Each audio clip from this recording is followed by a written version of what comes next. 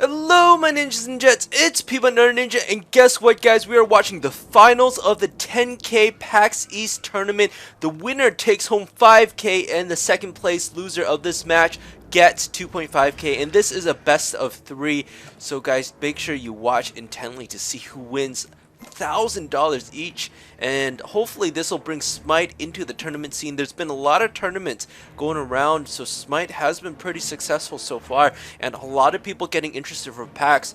Just from watching the Smite stream alone, the Smite game channel actually went up to over 3,000 at 1,500 viewers watching the tournament. It was pretty ridiculous.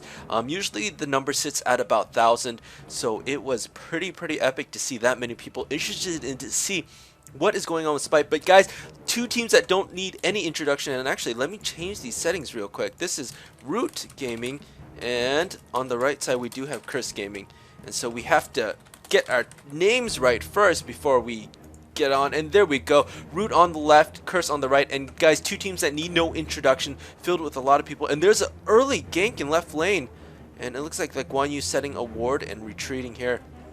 But we have Maddie Pocket instead of Anatoly on Guan Yu, Allied on Hades, Xing on Artemis, a favorite of his, Jerby on Poseidon in mid, and Lazis on Hercules. Lazis is a baseball player in real life, so he really likes to play with a baseball player Hercules. So let's see if it'll grant him some extra power. And on the other team we have Curse Ponpon, who loves to play Freya, doing so much damage with his tank. We have Sparks on Ymir, Zapman as Loki mid. He's been playing some Ann here, and he's been playing some Loki actually. Very interesting. The best mid with Ao Kuang and Shadow Q as his favorite Sobek here. And so very solid teams, very normal teams for both plays. So Curse going with one of their strongest builds, and look at Loki just doing some backstab damage on that early gold booby minion, as I like to call them. They do need more clothes, so if you have any clothes to donate, please donate to the Gold Fury Fund Society. I have no idea what it's called, but please donate to them because they desperately need clothes. Ao Kuang hitting an early level 2 just because he has those tornadoes. Left lane, it looks like Artemis and Guan Yu again getting out to lane much quicker than Curse Gaming. Curse Gaming sitting back in tower, losing up one stack. They do not want to engage this at level 2 because they don't have skills to really counteract. Artemis just doing a little bit of harass. She does have that blue, so she's gonna lay down her suppress the insolence just to continue doing all that damage. So very strong, very solid gameplay from both teams, and I'm excited to see how this turns out. And so again, very good play from Curse before knocking out Root to the losers bracket, and Root was successfully able to complete and win in the losers brackets finals again and gets a chance at Curse Gaming. And so this is match 1 in a best of 3. So if Curse wins this, then they win the tournament, but if Root wins this, they have to go through another best of 3, and Root has to win that as well. So the odds are definitely favoring Curse, but so far no guarantees, as this game is a push and pull. And Hades going in on the Sobek charge prey with the tail whip, knocking Hades back. Hades getting a little bit of a heal from his minions. Hercules doing quite a bit of damage, also taking quite a bit of damage from that Freya. Again with that pulse, that slow, and that DPS just doing so much damage. And so you can see Ponpon with his double starter item build. He goes Vampiric Shroud, Death Toll. Again, Freya is one of the few characters in game that actually utilizes both magic power and attack power, so this is a very strong build. She does not start with any potions, unfortunately, so it is detrimental to her if she gets focused on. I feel like a Shibalanke would be pretty solid against her, but again, Ponpon does play back pretty far, knowing exactly how to play passively and to bait the enemy. She plays way behind her minion line. She's not going to get caught out by any Hercules Earthbreakers or anything. You can see here just her doing a lot of damage. And oh, a Hog coming out, and they are initiating on this Freya, knowing that they have to get her and focus her down as soon as you can. And again, they know that she does not have any lifesteal, but with this Death Toll and Vampiric Shroud, she can actually heal a lot off the minions. So no big worry for her. Artemis, Guan Yu in left lane, just doing their thing. They're doing their thing. There's not much to complain about. Ao Kuang, level 6, looking to push a little bit. Again, Ao Kuang has better push early on because those tornadoes just hit those minions for so long and so much damage. So Hercules actually level 5 in right lane. I don't know how he out-leveled that Hercules, but it looks like they are kind of zoning here and preventing that Freya and Sobek from getting any of this EXP. And Freya, again, look at how much life she's healing just from doing these attacks. And she's smartly not using her Irradiate to go to that front line. She's just waiting for her pulse to come back every 12 seconds and just keeps using it just to restore her health and her mana. And if she gets a kill on a minion, she does get 10 health and 10 mana back. So she's just playing very passively with this. Now, Hades and Hercules both level 5. Freya is level 5 as well. Sobek level 5. Everyone is level 5. Level in mid is level 7. So very passive play from both teams. No one really wanting to give up first blood, and I don't blame them because there's a lot of money on the line. So they have to play much more passive than you'll see normally. Ymir going for the rush, and Ymir using his ultimate Shards of Ice. Guan Yu using Tactician's Advantage. Ymir aegising there. Gonna be able to get out. Loki doing so much damage to the Artemis, and Xing draws the first blood, but Loki is gonna be able to take down Artemis, and he might even be able to chase this Guan Yu down. And it's gonna be very, very close. And no, Loki deciding to back off there. Very low mana, both around the same HP, just over half. And so it looks like Xing does get the first kill, which will give her slight gold advantage and over Loki, about 100 extra gold for that first blood, but she did end up dying there, so she's going to lose out some lane experience. So she's going to be level 6 while Loki is going to be level 7. And good trade. And is there a trade going on in mid lane? No, it looks like right lane is back to do jungle buffs, and it looks like left lane is just going to hold out here. Artemis, she is doing the gold camp here, and again, look at these gold furies. They desperately need some clothes. I mean, honestly, you would think that Hi-Rez would have enough money to spare, but, you know, Hi-Rez is under a lot of, you know, they have to do a lot of events, they have to do the PAX. But look at this Gold Fury, she is not wearing anything, and maybe that's why she's so angry and with red eyes, because she is chained up and she has no clothes, and Artemis warding that clearly in the mid. And that's actually a really good benefit to Artemis, is that she can ward. Artemis should have probably helped Poseidon with this red buff before going back to lane.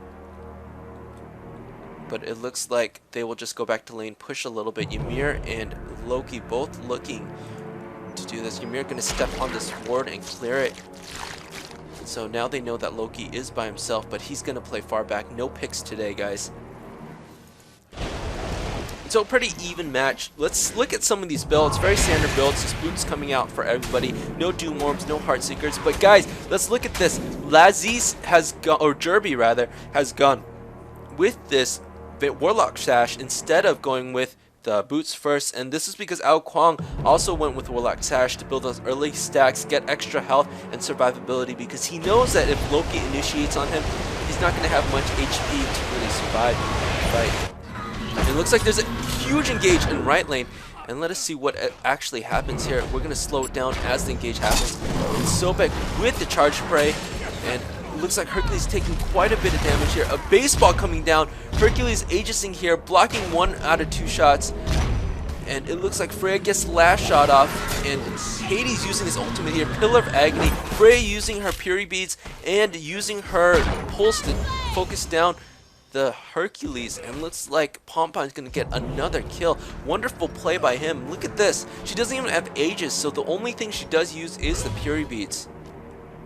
And so very solid gameplay, not wasting a single one of her skills and one of her abilities. Most people use their abilities in panic, and if that happens, then ooh, there's a huge hit going out on that Guan Yu. The Artemis going down to that Ymir as well. The Ao Kwang ganking in mid lane. It looks like mid lane Poseidon went to go help, and can they kill this Ymir? No, Guan Yu actually ends up getting taken down. So Artemis and Guan Yu both gets killed. Loki and Ymir so low, but unable to finish this job. And Loki now level 9, maybe soon to be level 10 after clearing this creep wave. No, he's still level 9. Artemis only level 7, and again, she has to really do the damage, and right lane unfortunately unable to get any kills. Freya very low, but Poseidon not able to really support or help. So that was a bad missing call in middle, as I really needed that missing call to help that left lane. But it looks like since Poseidon shifted, Ao Kwang was free to do whatever he wanted, and he shifted over left. So guys, Curse Gaming with an early gold lead, 1.5k, and that is about half an item, so it's very strong. And let's see who this gold lead is on. And Aokwang has a 600 gold lead, and of course is Loki about now has a 400 gold lead. Freya is starting to build a gold lead over Hercules, 300. So it is going to start to snowball very shortly, guys.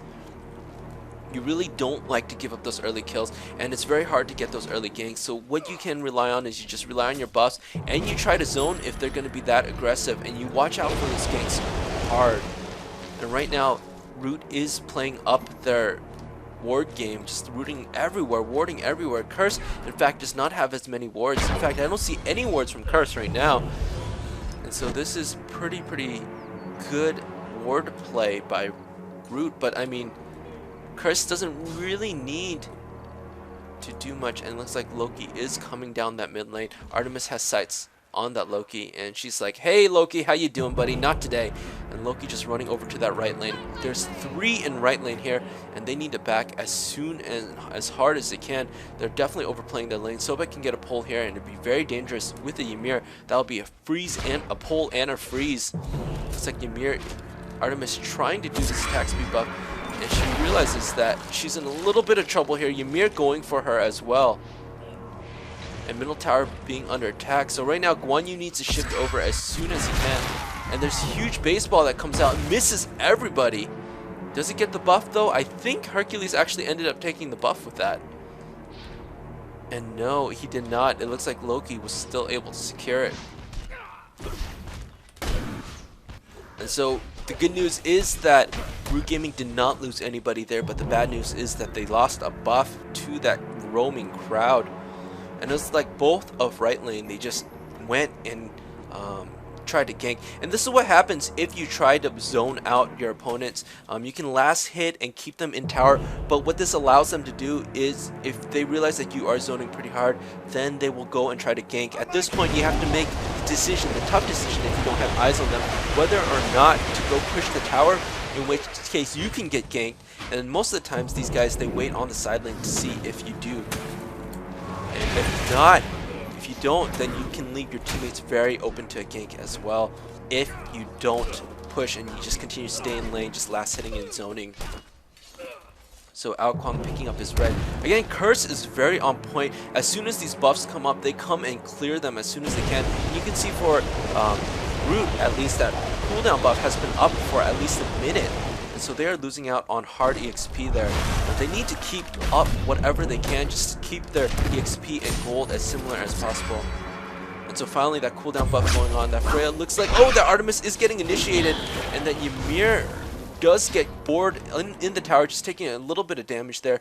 But again, Artemis is really under level. She's level 10, and again, that Loki's just so full of burst damage, able to kill that Artemis really quickly. Artemis skipped the level 3 warrior tabus and going straight to Executioner too. And very interesting choice there, because she doesn't have much speed or escapes to begin with. Looks like Aokwang just clearing up the Artemis wards in mid lane. And the Sobek just counter warding in the right lane.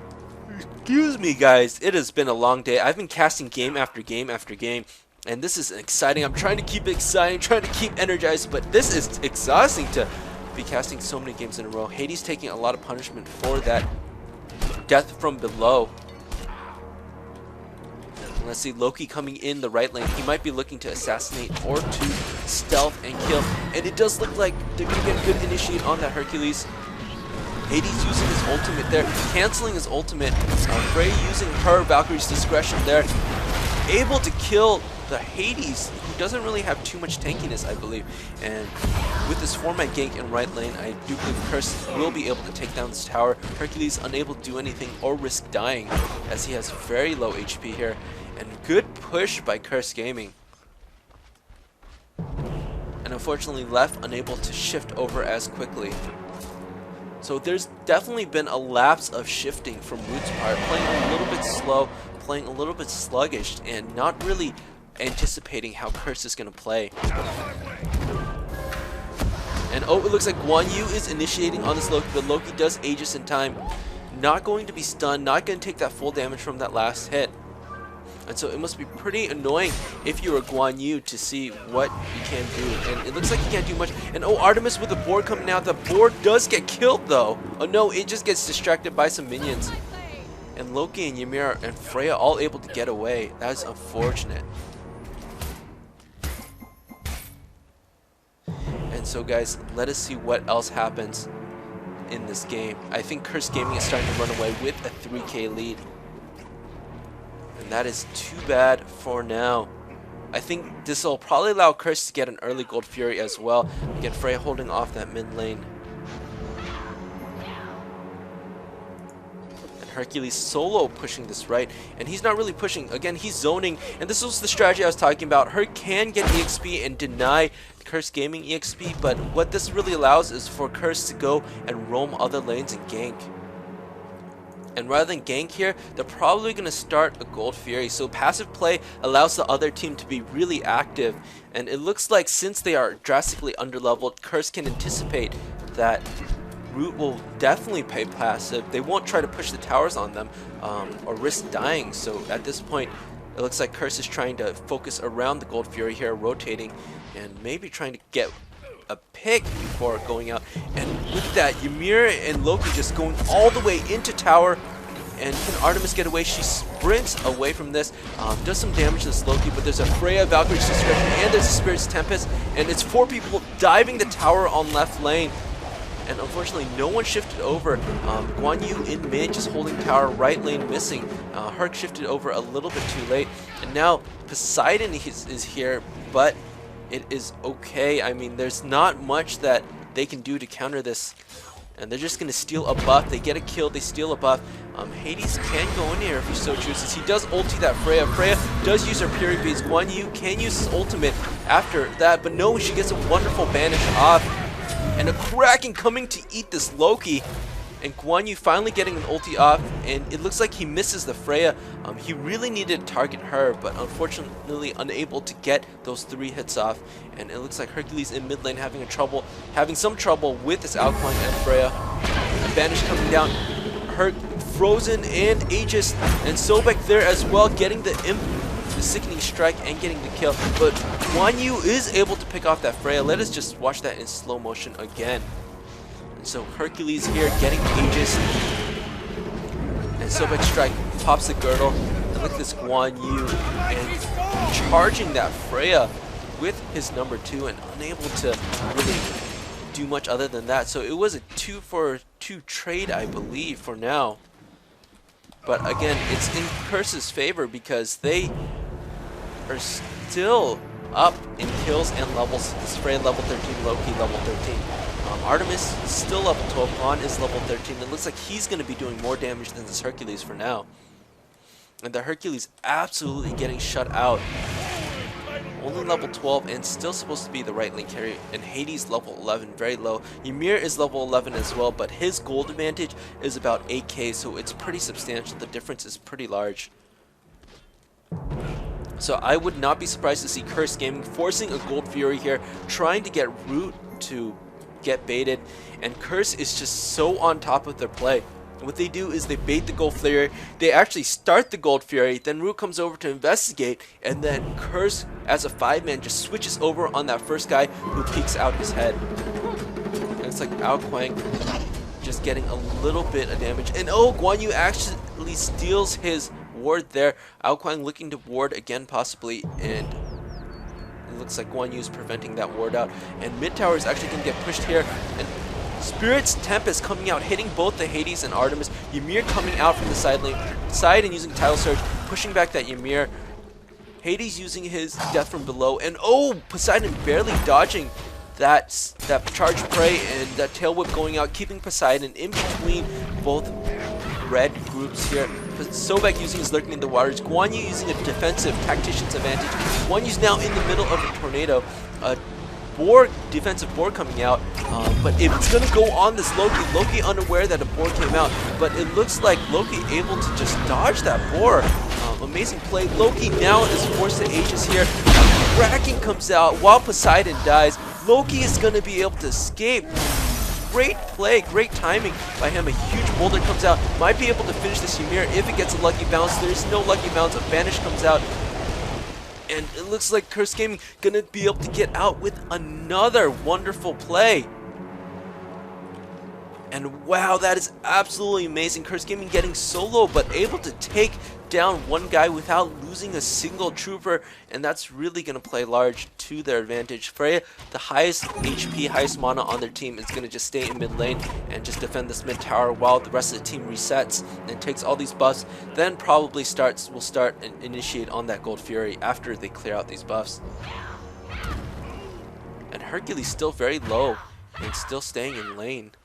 So a bit dangerous from this team, and Artemis still in lane despite having no HP and no mana, and this can be very dangerous if they see her doing it or hear her doing it. But instead, what Curse is going to do is they're going to start this Gold Fury and finish it before Root even realizes what is going on. They can definitely take this, and yes, Aha comes out. Herc using an Earthbreaker, but he's not going to be able to do much damage again. He's very low HP and very low mana. Curse is stealing that Gold Fury before anything can happen. And look at this fantastic gameplay from both teams. And let me just put on my do not disturb right now so I don't get random invites during a game. Sorry guys, I should be more professional than this, but I am still learning the ropes here.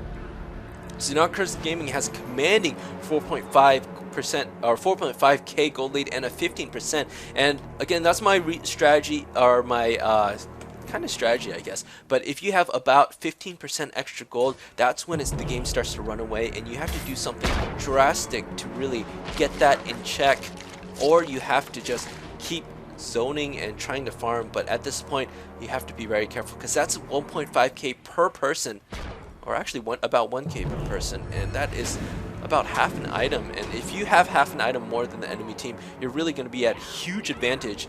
It looks like Freya again clearing out this jungle buff here, clearing out all the jungle buffs, all the gold buffs on Curse's side, and then they're going to try to force another engage here. Again, look at that outplaying, level 17, Freya 14, Loki 14, and here Poseidon 16, Guan Yu 14, and Artemis 13. Just hitting 14 now. So Artemis maintaining the levels, but she doesn't have the items to match. And look at Artemis just barely finishing her Executioner now. Guan Yu still not finished with the Void Blade, and it looks like Poseidon coming out with reinforced boots here, but he really needs to get some more damaging items. Hercules in the lane by himself, and this Crocodile definitely sees him out in the lane by himself. We're chasing a little bit too hard here, but all the Root Gaming team right in center now. Herc was able to not get picked successfully. Herc cannot come out to the side lane without getting picked, and it looks like they will initiate on this Hercules as he's a little bit far. Loki using Assassinate to focus down this Hercules. Hercules taking quite a bit of damage, knowing that Driving Strike is down. Hades turning around now, trying to protect that Hercules, but Curse able to take this mid tower while everyone's distracted. Artemis doing some damage. Freya using her ultimate, Valkyrie's Discretion. Artemis now stuck in ice, and a huge Kraken coming out. That Ymir getting awfully low. Oh, that Spirit's Tempest killing that Artemis. And look at this wonderful Aegis by Ymir. Herc has to wait for it. He's going to Driving Strike this. Gets a kill, but he has to run into a tornado, and Herc is not going to survive this. And yes, lurking in the waters by Sobek, killing that Hercules. And now can this Guan Yu get out? He's probably going to get Charge Parried right here. And yes, he does. Ao Kuang capable of doing just so much damage with his Squall, which I expect to see this shortly. And a Squall, but Shadow Q getting the pick there. Hades getting massively hit by that Hades, or by that Loki. And it looks like Poseidon in tower, Aegising. That tower doing a little bit of damage to that Loki, but Poseidon not going to be able to get out of here. Freya getting that Deicide. And so now Curse in a commanding lead, able to take this tower, maybe even push and take Fire Giant or Middle Phoenix. All 5 is down. Artemis is going to come back in 4 seconds, but she's not going to be able to do anything or risks dying against this 5-man team here. And it looks like Curse is going to back off and do the Fire Giant. They could have most likely taken that Middle Phoenix without much contest. Artemis was the only one up. Hercules is the only one up. And so it looks like with those two, definitely Curse Gaming could have just taken it no problem. But I guess here they decide to just take the Fire Giant, just play it safe, no risky business. They just play everything to textbook. If you kill the enemy, you take a buff. That is their playstyle. And it looks like this Loki's actually going to die to Fire Giant. He actually has to ulti out of there because he was taking so much damage. And Loki able to survive. That is amazing gameplay and almost very costly if Loki had actually died there. And so now Root is on the defensive. They have to push some towers. Curse has all 6 towers up, while Root only has 3 towers up. And now Curse has Fire Giant, so we can imagine that this is going to be a hard push. They're just going to clear out lanes, push the creeps, and put Root on the super defensive. And we can just speed this up a little bit here as Curse comes in force. Look at this menacing army of 5 people just coming on this left tower.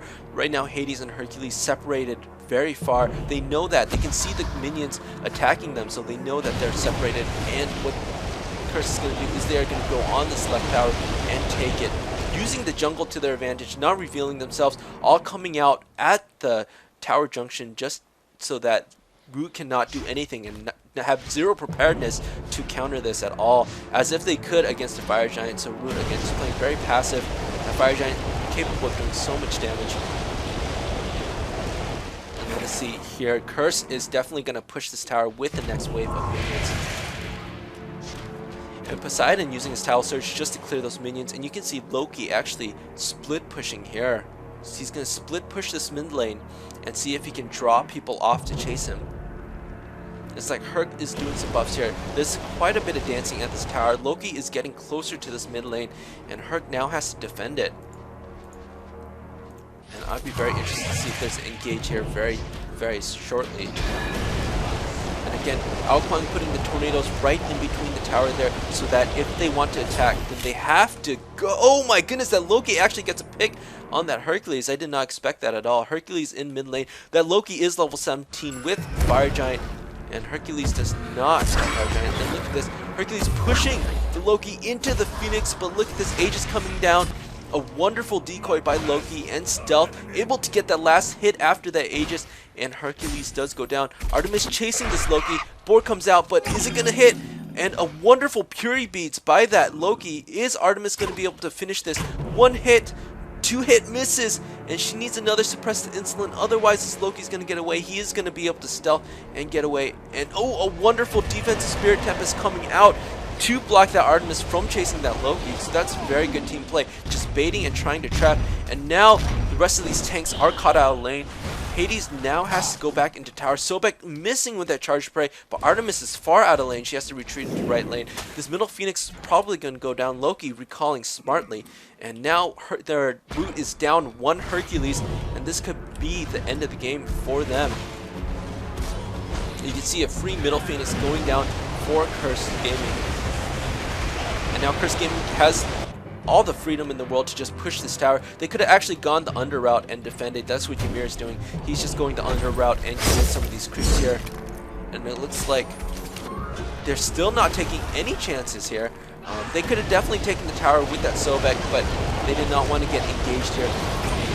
Hades using his ultimate Pillar of Agni, but he's taking so much damage from that Freya Alquan combo.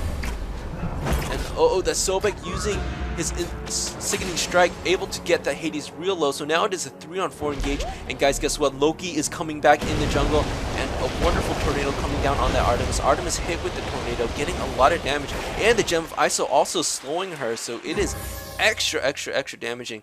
And guess what? Loki is saying, hey, we got to go back to textbook. What we need to do is we need to capture all our buffs. We push mid Phoenix. They have to be on the defensive. Let's go get a free Gold Fury, secure our lead, make sure we don't blow this. And the rest of Curse Gaming seemingly agrees, even though they have an 11k lead. All it takes is 1 bad deicide. If you get 1 decided, then the enemy team can actually push and even the scores. At this point, Root would have to take down either 2 towers in mid or 2 towers in the side, but it would still be very fortuitous for them if they were able to score a lucky deicide. And it looks like Loki just going for buffs. Rest of Curse Gaming just resetting here. And it looks like Root is just preparing for a final showdown here. I'm getting quite a bit of lag here, but hopefully it doesn't really show through in the replay. I'm losing some FPS, probably from me just recording all day on my computer. but I think this is still very watchable for now. And it looks like they're just gonna wait for another fire giant or push this right lane here, and it looks like another engage coming on very shortly. They're looking to pull this Guan Yu and Hercules, and actually what this army is gonna do is they're gonna cut and surround this Hades and Guan Yu. Guan Yu now caught out by himself. He now has to throw in on defensive tactician's advantage. Poseidon coming out with his Kraken, again not hitting anyone in the center, not doing that much damage. And Sobek looking to use Lurking in the Waters. Freya using her Valkyrie's Discretion. Spirit's Tempest coming down, doing a massive amount of damage to that Poseidon. Hercules is coming from behind, but now he's going to get focused on by that Freya. He's trying to kill that Loki, but again, look at so much damage coming down on that Hercules. Sobek able to get out with his charged prey, and Loki and Sobek both low, but they are behind a massive wall of Ymir, Freya, and Ao Kuang that control Freya vanished as Ymir did not realize and wasted his freeze there. But then, regardless, they are going to get this Artemis kill, no problem. Or they should be getting it, no problem. She might be able to get away. And Freya just focusing down this Guan Yu, unable to do anything. He is slowed. A whirlpool comes down from Poseidon, but too little, too late, unable to save that Guan Yu. Artemis is gonna barely escape here. Look at Xing, him recalling right in the middle of the forest. And fortunately for them, the curse does not have a ward there. In fact, Root was able to ward the entire left side, so very, very good play. But unfortunately, Root unable to pick up a single kill, and again, Curse killing everybody, or at least 4 people from Root, or 3 people from Root rather, with Artemis and Poseidon still alive. So it looks like Ao Kuang is going to push the right lane just a little bit. He's going to maybe steal this cooldown buff. No, he's going all Fire Giant, and we can see that everything is going to be going all Fire Giant right now. And let's just speed this up as this is inevitable here. And it looks like Curse destroys the Fire Giant, and it looks like it's going to be one game-ending push here. And Loki just playing by the textbook, clearing up all the camps, not giving a single chance to Root to come back at all.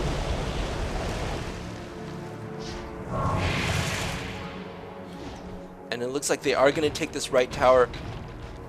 And now Root just playing a very defensive battle, and there's absolutely nothing they can do. A 15k gold lead for Curse Gaming. They have so many more items to their advantage. And oh, that Artemis actually gets killed and picked off by that Freya Sobek. It was so quick that we just barely caught it. Again, this mid Phoenix is going to go down with the addition of creeps.